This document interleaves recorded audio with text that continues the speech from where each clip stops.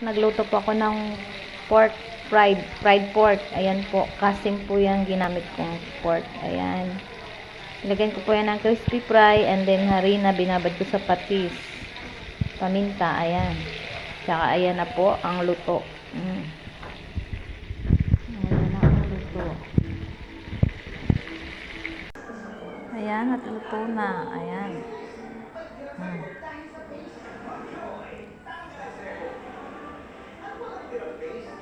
Nagluluto po ako ng Mongolian rice. Ito po mga leftover beef steak at saka lechon manok. Tapos egg po, nag-scramble na ako. Ayan. Yan, nilagyan ko nga po ng malunggay para po may green. Wala naman kasi akong ibang gulay kundi ito lang nakita ko. Ito na po ang aking Mongolian rice. Ayan, may malunggay po yan at saka po ito oyster. Ayan. Ito na po, luto na ang aking Mongolian rice. Ayan. Nakikita nyo na po ang malunggay. Saka ayan na yung pork. Fried pork. Ayan, ang partner niya. Kasi marami na rin po itong sahog si Mongolian rice. Yung mga leftover po ng mga ulam. Ayan, gagawan po natin ng paraan. Lalagyan ng gulay. Ayan, napakasarap na po. Maraming salamat. Sana't nagustuhan niyo.